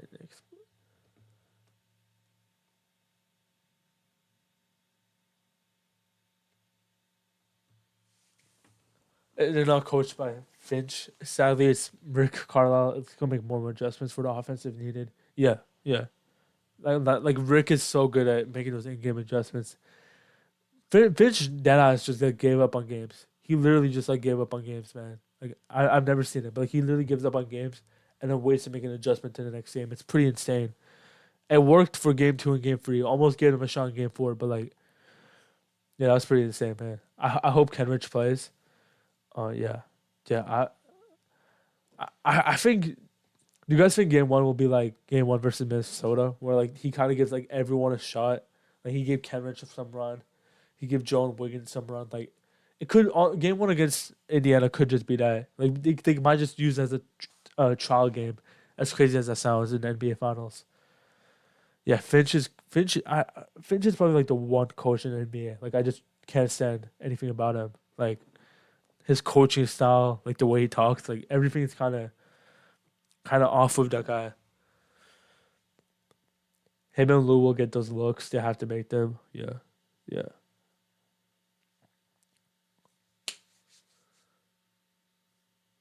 I re- how aggressive are they gonna be on Shea, man? That's gonna be such a because Indiana's never been aggressive against anyone. They played against Giannis with those bad Milwaukee teams without Dame, and he's still like pretty much weren't crazy aggressive against them. Like I don't know, man. I don't know. Like I just refuse. I just refuse to believe like Carlisle will actually like let Shea play just through gap defenses the entire series. They're definitely gonna have like a curveball eventually. I just don't know what that is right now. Outside of like just aggressively blitzing him like at half court or something like that. Finch culture is to go down by 12 and 15 and cry to the refs. He's like Bickerstaff in my opinion. Yeah, yeah. Bickerstaff is also another player like another coach. Not just for the crying at the refs, but like he's also a coach who doesn't really do much in game. Mark was kind of like that. Mark was kind of like that last year. I would say that Mark was like that last year. Mark did not adjust much in game. I think this year he's adjusted much better in game. He's been much more fluid. He lets the flow of the game dictate his decisions much better. Like I think last year was really bad for Mark's part in terms of game management, in terms of um, just overall adjustments and stuff. It took him way too long to put Chet at the dunker spot and take away Kaysen and Lou away from the rim against Dallas, and they just kept on fucking up the spacing when you had one of those small guards that livelier Gaffer didn't respect. It took way too long for Mark to do that. It took him until game five second half, and then game six where he completely put Chad the dunk spot and Shea finally started connecting. That was a really annoying experience. We saw this in the Wolf series though. Though teams don't like to do things they can execute well. The Wolves weren't bad at executing the zone. They didn't do as much against the Nuggets. Yeah, yeah. It's mainly like teams don't want to do things they didn't do in the regular season. You know, like the Wolves were one of the lowest frequency zone teams in the regular season. They barely ever won zone. They almost always play man. So that's what initially made sense to me. Like, there's no way they're gonna um like rerun the entire defensive game plan, defensive identity in this series, right? It's 4 to 5. It's like 4 to 7 games. You know, you can't get comfortable that much in zone, and that's short of a period. Denver, Denver's played a bit of zone in the past, not much, but played a bit with Malone, and then ever since their new coach came in, Adelman came in. They've been running it a lot more. We saw this in the Wolves, though. I feel like that would be similar to Indiana. If they aren't used to playing aggressive defense on stars and recovering, they probably won't do it much. That's a great point, man. That's a great point, Sam. 100% agree. Like the previous history of what they do in playoff series probably speaks the most. You know, I think Mark's kind of done a bit of everything. So like, I think there's much more on the table. Our Pacers playing SGA 94 feet. Denver made sure to get back against zone. Yeah, that's one of the questions I had in my video. Will it put ball pressure on him? Because Shea beats ball pressure so well because he's so fast, but he's also like obviously so good at like predicting the defender. Just subtly beating them, right? Jaden McDaniels tried to pressure him a few times. He completely destroyed him. Same with Jalen Clark. Same with Jaden McDaniels. A lot of his Minnesota defenders tried to pressure him. Did not work. But Indiana's pressured almost all these guards they played. They did it against Donovan Mitchell. They did it against Jalen Brunson. Both Mitchell and Brunson had high scoring games, but obviously they won the series and they were good enough defensively to win. So I do think it's a bit different for Shea. He's much bigger. Shea's almost a wing. Shea's like, if we want to talk about like the semantics of it, but like Shea might just be a wing, right? Less than a guard in terms of his size. So like they might treat him a bit differently in that regard, but his handle is also just so good, man. I don't know. I think they pressure J-Dub. I think pressuring J-Dub can do something because like he still has kind of a loose handle, and he obviously isn't as smart as Shea is getting by his defender. So I could see like Neesmith picking up J-Dub 94 feet. If they do the Shea, that'll be interesting. But I don't know. Like I mean, Sam just said it right. Like what they usually do is what they're probably gonna try to do again. So they might just play Shea 94 feet. I don't know how that's gonna go well for them, but we'll see. Again, it's very hard for Indiana to get back compared to other teams. So like because they're playing at such a fast pace, so like pressuring them is probably like the best way to, like prevent them scoring an early offense. So it kind of makes sense, honestly. Honestly, yeah, they probably will pressure Shea. The more I think about it, I'm afraid they're gonna ask Dort to dribble the ball up because he will be guarded by Hallie. Dude, that thing's gonna end me, man. Whenever Dort gets those like useless ball handling reps, right, where he's just doing dribble handoffs and doing a bunch of like random bullshit that just adds nothing to the offense because he has a weak defender on him. It absolutely kills me, man. But it's definitely gonna happen. Definitely. The 2 minute stretch where Wolves went zone and Caruso hit those minis on them were hilarious. Alex Caruso literally like messed up their zone. Like they ran zone for like 4 minutes that series. Two of them in that one game. Caruso single handedly like made him not go back because like they're so out of position. Like Gobert had no idea where to go. Anthony, no, I think it was Julius Randle actually. I think Julius Randle was completely clueless on what he was supposed to do, and yeah, like that was so funny to watch, man. Like it was like one mid range, it was like one little float shot. Caruso just had so many like good moments in playoffs. Like when we look back on it, there's gonna be like so many memorable moments. You know, he's had like so many good runs. He had like the zone buster, the 3 point shooting in certain games. Like he's got a lot of moments, man. They tried it in game 1 too, and I think Cheddar Hart. Yeah,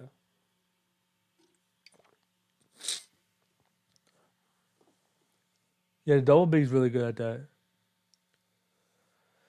And Randall being bad off ball defenders, what messed up in his zone. Yeah, those two players like they have horrible off ball awareness. They're just way too slow on anything to the ball. That's why they play man, right? Because and Randall are not the smartest defenders, but at least like you can get away with it playing 1-on-1, right? Like off ball defensively though, like if you're relying on them, you're gonna make a mistake eventually. Are we locking up Siakam like we did with Jared Jackson and Julius Randle?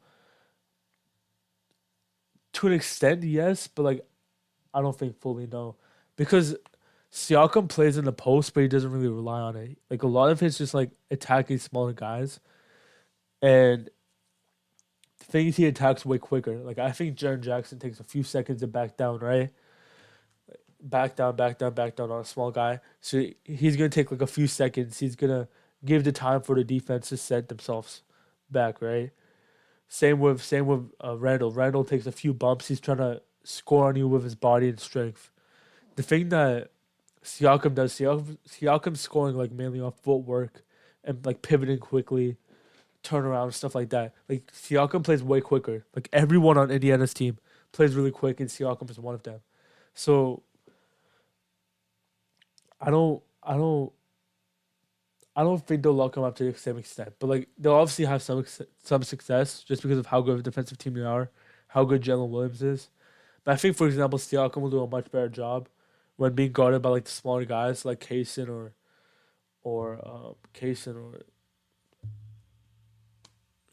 Caruso or Shea, like any of these guards. I think he'll do a much better job of scoring them pretty quickly compared to those other two guys. Like those other two guys just took way too long to the point where the Thunder were prepared to help. But Siakam does everything really quickly, like really really quickly. Like the entire Indiana offense is like make a decision in less than 1 second, dribble, pass, shoot, and Siakam embodies that pretty perfectly.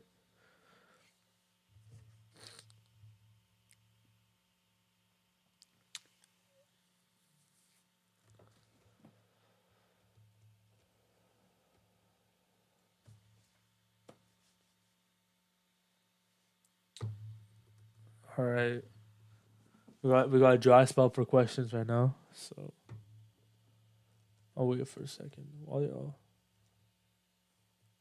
again, if anyone has a question, just put them in.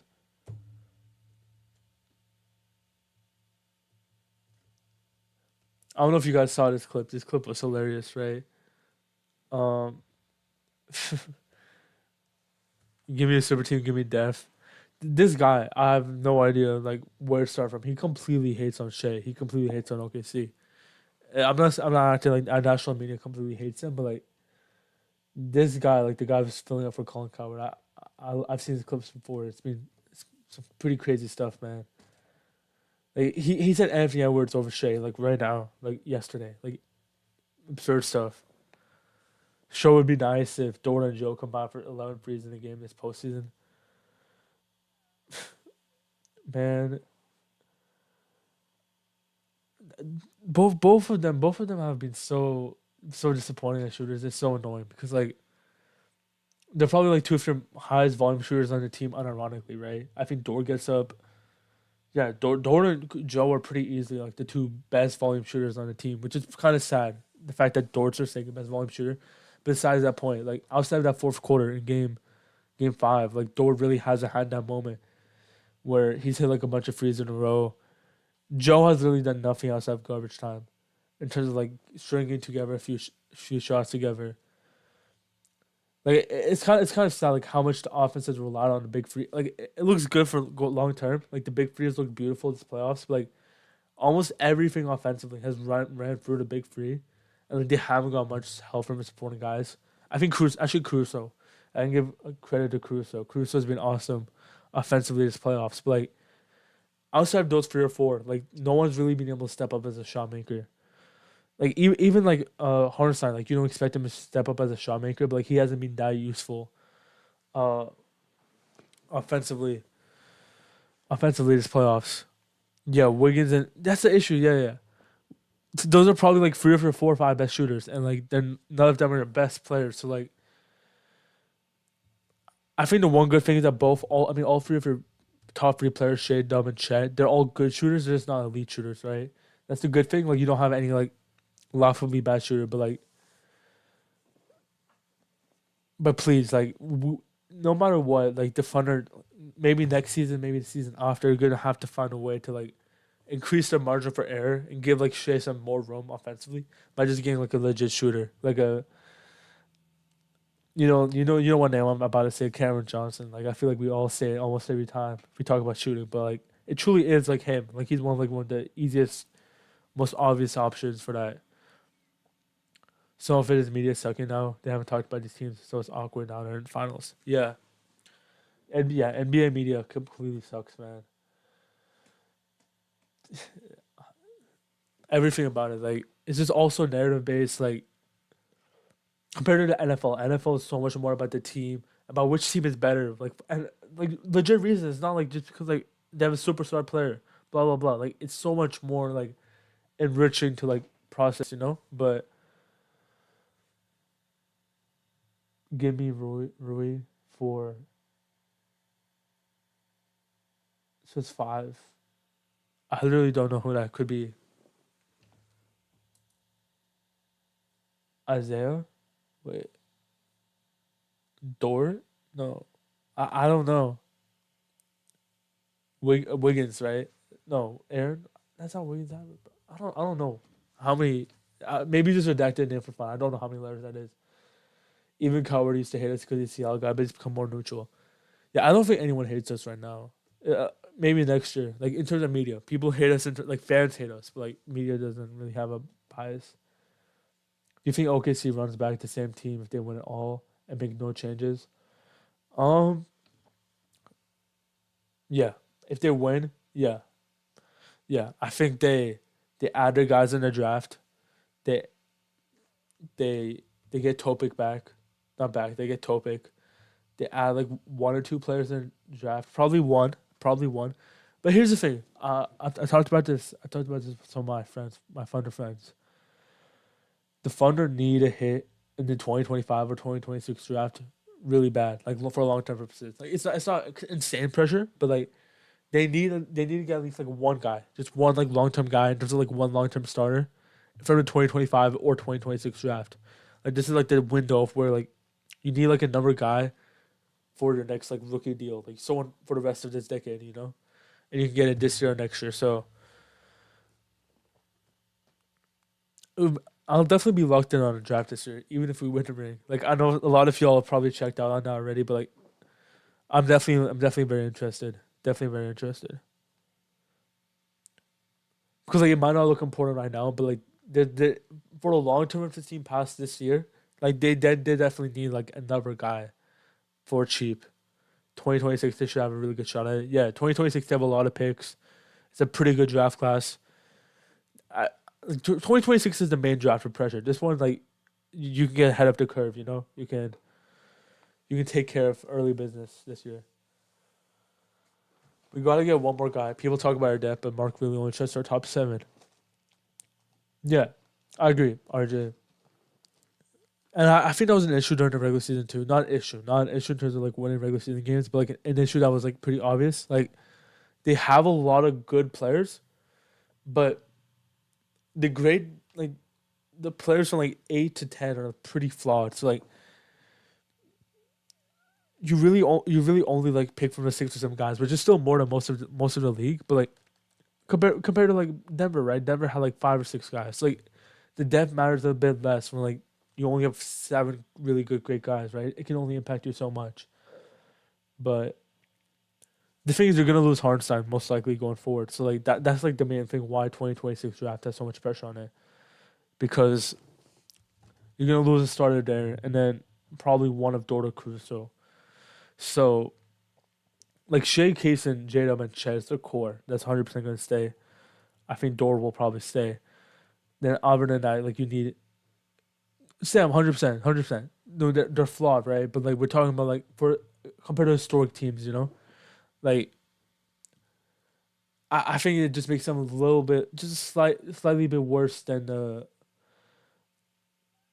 like what they were in the regular season, because like a lot of the Thunder's regular season reliance was on depth, right? Like they weren't extremely top heavy, so like now that they're not running 10 man rotations, both teams have tightened up. Their margin of error just slightly decreases, because like they're not playing their 8 to 10, so we're not playing our 8 to 10 either, right? So their 8 to 10 being a lot worse than ours doesn't really make an impact. That's what I'm trying to say. Like it really comes down to the top 7 or 8 guys when you're healthy. Our 8 to 10 is probably the best in the league. It's just like it probably doesn't make that big of a deal. I think the most important thing in the NBA, like people talk about having a lot of good players, having a lot of depth, is like how you win championships now because of how Indiana, Oklahoma City, Boston, etc. have built. But like it's really just having like that good, like 4 to 6, like having those really good starters, you know?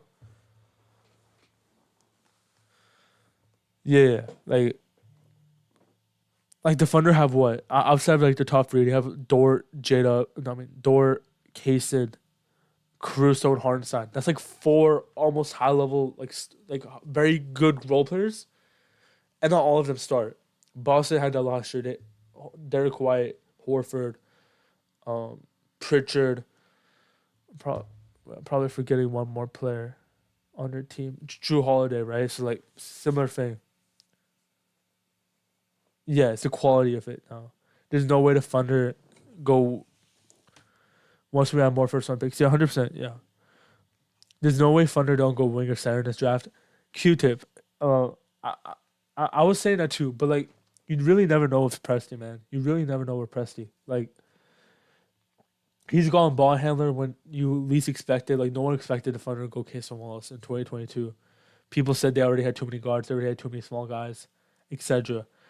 Um, Same with like them doing Trey Man and Gideon in the same draft. Like like I really actually Casey was 2023. My bad, but I don't know. I do think it's on the same with last year. No one expected the Thunder to go guard last year. Like it's really weird. And also, Presti just has an obsession with drafting ball handlers. Like almost every player he's drafted in the first round. Like let's look at it, right? Every single first round pick since 2020. We can look at it right now, right? Poku, not truly a ball handler, but like he had ball handling upside, and I think a lot of people like believe that he could be like a bigger ball handler. 2021, Josh Giddey, Trey Man, those are your two first round picks. 2022, Chet Holmgren. Chet was at the top of the draft, so I don't really think it counts. But then you get your one big. There's really no other ball handler available that was like in that range. It was Jabari Smith or Chet. Don't really think that matters much. Uh, then you draft Jalen Williams, right? 2023, you draft Kaysen, who was a ball handler at Kentucky. 2024, you draft Topic Jones, who was also a ball handler at Weber State. You draft AJ. Like almost all these guys they've drafted. Like the only bigs they've drafted are Jeremiah Robinson Earl, who was a late pick in 2021, and then J Will, who was a pick in 2022, right? Wait, I just 2021, 2022, right? Yeah, back to back drafts. They drafted second round. So I don't really know if they're gonna draft like a bigger wing in the lottery. I don't really know that. Like I don't know if Preston really believes in that. If that makes sense. They also might just have a lot of belief in J Will, which I don't really have an opinion for right now. I never liked the poker pick. I was very indifferent on the poker pick. I did not know much about prospect poker. I was very indifferent. I was open to the experience, but I think very early on, not because of like how bad he like was, like that was obvious, right? He was a project, but like I think you can just tell like he was too far away for it to ever work. He had too many flaws, too many flaws. Like I think it's much easier if he was like a smarter player, but he made too many dumb mistakes. It was beyond just like growing into his body, getting more skilled. Like he had so many things that I actually loved the Giddy pick in real time. I can admit that I was a Giddy fan pre-draft, but I mean it hasn't went terrible. Like for a sixth pick, I think you can do worse than Giddy. but obviously didn't work out here. Cedric Coward will work out for us. Yeah, yeah, he would be. He would be a great get. I don't know if they would take him. Would they take him 15? I don't know if they would take him 15. It could be like a later pick.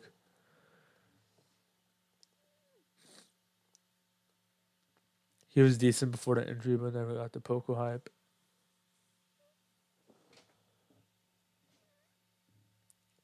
Usman Jang is probably. I forgot about talking about Jang. Well, it's kind of funny. We all kind of forget about Jang. He was literally like the 11th pick, right? We kind of forgot about him. Like I was talking about the ball handlers. He's another ball handler they picked, by the way. No, Noah, bro. I really think the Thunder might trade it for Noah, bro. Like I've been thinking about this for days now. It just makes so much sense. Like not just because it was mom, but like um,